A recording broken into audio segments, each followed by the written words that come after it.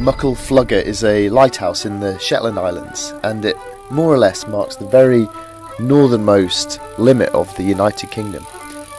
I'd never heard of it until recently when I listened to an interview on the radio with the cricket-loving lighthouse keeper of Muckle Flugga, and I guess an idea for a micro-adventure was born from that.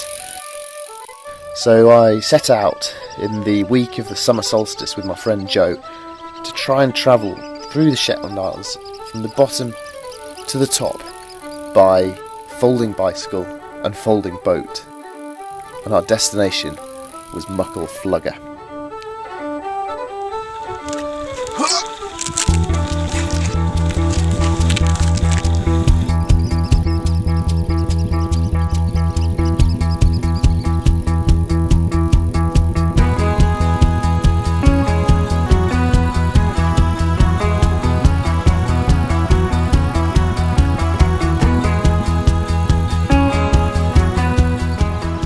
Crossings from island to island in our packrafts were short, but they were made quite dangerous by swift currents and poor visibility, and there were plenty of perfectly good ferries available.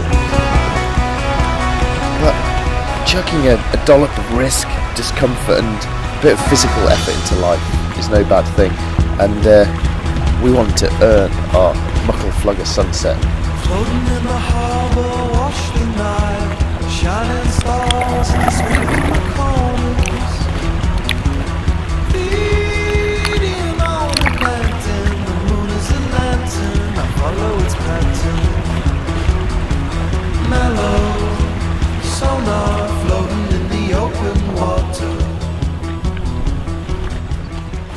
Day 3, and we've had some dry weather. Yesterday was quite hard. Ended up a bit of a misery plod towards the end of the day yesterday. But we're here on Yell, we're camped up, we're all dry, and we're gonna go for another little paddle today. Closer to the planet's core.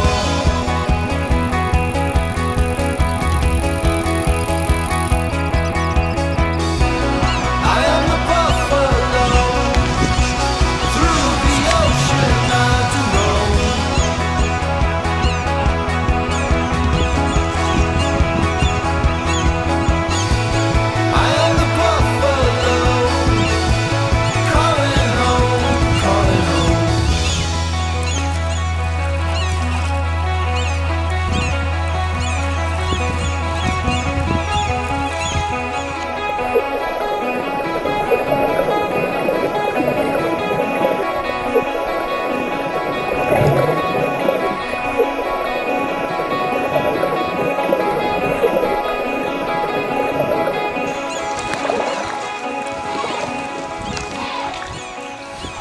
So we got into the pub yesterday and we were soaking wet, it was freezing cold, and there's loads of locals sitting there, Morris, Bob, Dave, all buying each other rounds of drinks, and the minute we said we wanted to paddle across the Sound of Blue, oh no, you can't do that, and a lot of warnings.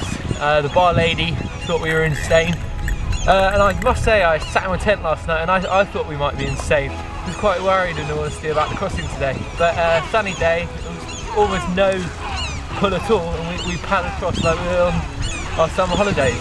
So I think we'll make it now. Having a lovely time. Love you, Mum.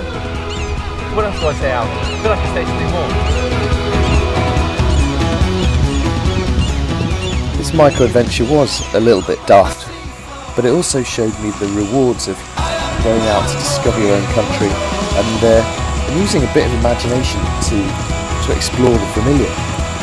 It also proved that even in our over-busy, overcrowded 21st century, there are still brilliant pockets of wildness right here in Britain.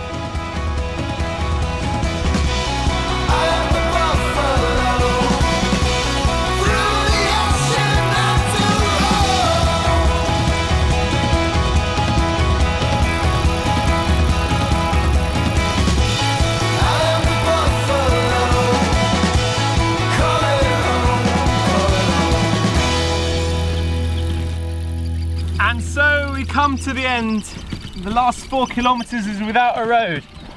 A little bit of a misery push with the Brompton.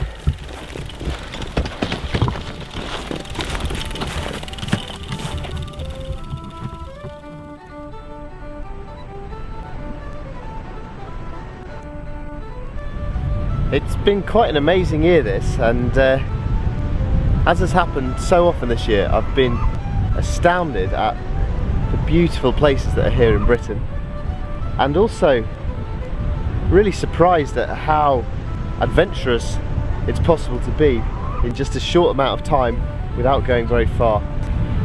Camped here right on the very, very northern tip of Unst, the northernmost inhabited part of Britain, and it's quite simply one of the most beautiful campsites I've ever had in my life, not just in Britain but in my life. It's absolutely stunning. Below me there's puffins, there's gannets, they're flying around, the water is a beautiful blue foaming to white, and it's just an absolutely gorgeous place. This is just one of the best micro adventures that I've ever had. It's absolutely stunning.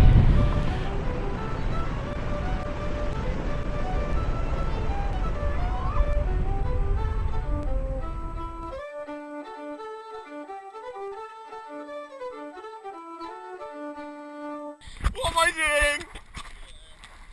Mom! Help me! Humphrey's got me! I don't want to go in the water!